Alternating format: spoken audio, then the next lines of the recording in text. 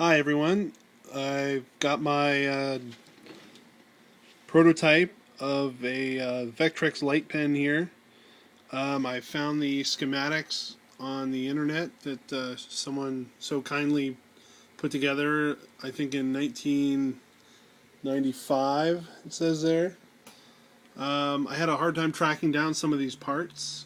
A lot of them are not manufactured anymore. I made some substitutions, and it was really a crapshoot as to whether I was going to even be able to make this happen. But I finally got all the parts in from various suppliers, and this is the first prototype board. And you can see this is the photo transistor on the end, which picks up the light from the Vectrex. And there are a few chips and capacitors and resistors here.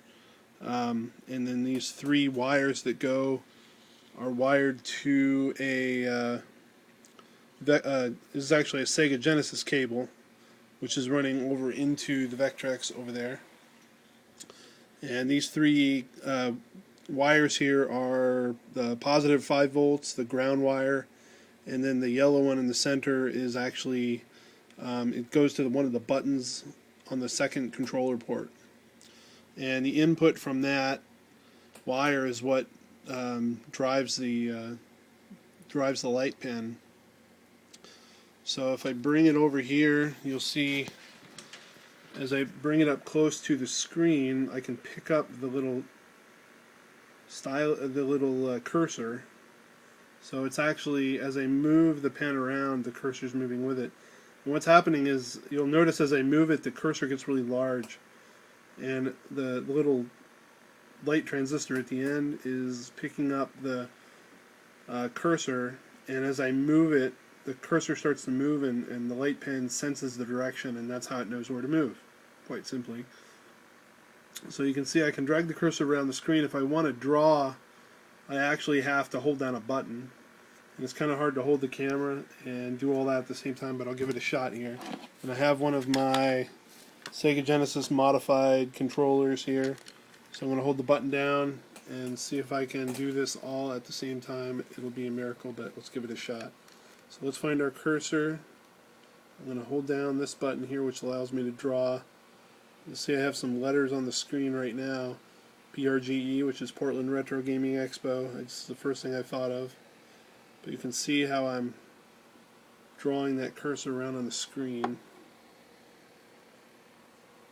And if I let go of the button, then my line stops and I'm just moving the cursor around. There's also a mode where you can draw straight lines, kind of like vector graphics, like almost like Illustrator, or using a Bezier pen tool in Photoshop or Illustrator. And I can hold down the A button, I believe, and I can drag a line.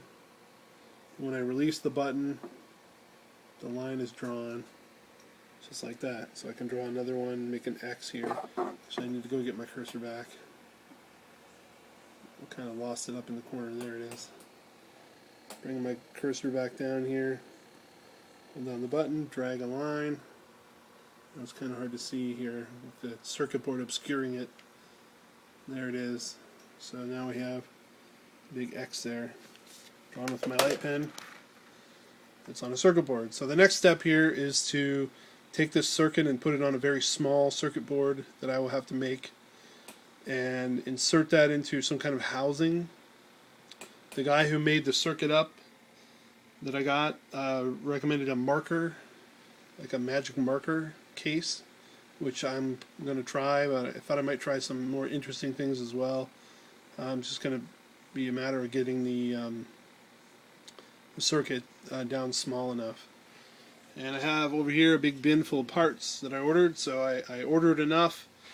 Actually, I have only about 10 or so of these little photo transistors because they're the most expensive part.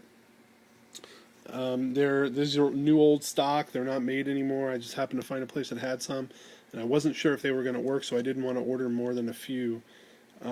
These are, I think, around $3 a piece, whereas most of the parts on here are a few cents. So I'm going to go ahead and probably order 50 of these so I can make a lot of light pens and so people can have fun with their Vectrex. So this is my first prototype, and hopefully we'll have a beta test pretty soon with something in its own housing.